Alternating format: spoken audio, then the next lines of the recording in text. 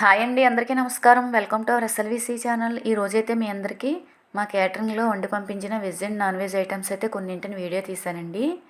ఇది వచ్చేసి ముందుగా బాస్మతి రైస్తో ప్లెయిన్ బిర్యానీ అండి.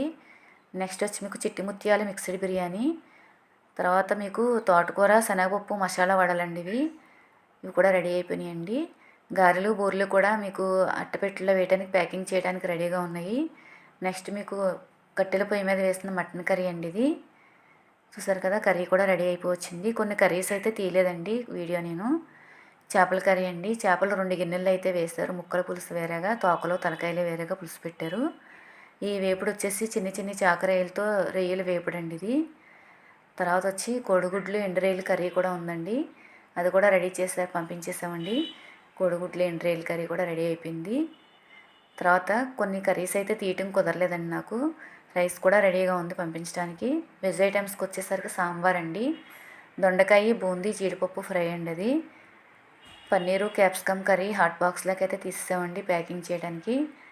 తర్వాత గుమ్మడికాయ పులుసు అండి. గుమ్మడికాయ పులుసులోకి మెయిన్గా కావాల్సింది ముద్దపప్పు కదండి, ముద్దపప్పు కూడా రెడీగా ఉంది. తర్వాత వంకాయ పకోడీ ఇగురు కర్రీ అండి. ఇవ్వండి ఈవేళ మేము పంపించిన కొన్ని వంటలు అయితే వీడియో తీశాను. మేము ఆటోకి ఎక్కించే ముందు ఈ విధంగా అయితే అన్నిటినీ ప్యాక్ చేస్తామండి. కొన్నిటిని గిన్నెల పైన మూతలు మనం ఆటో వెళ్ళేటప్పుడు కుదుపులకి మూతలు ఎగకుండా ఈ విధంగా అయితే కొన్ని ప్యాక్ చేస్తాం. చూసారు కదా, మనం పంపించేటప్పుడు వాళ్ళకి జాగ్రత్తగా పంపాలి కదండి, దూరంగా వెళ్ళే వాటికి కూడా. మా వీడియో నచ్చింది అనుకుంటున్నానండి మీకు. మా వీడియో నచ్చితే తప్పకుండా లైక్ చేయండి, షేర్ చేయండి, సబ్స్క్రైబ్ చేసుకోండి. థ్యాంక్ యూ అండి.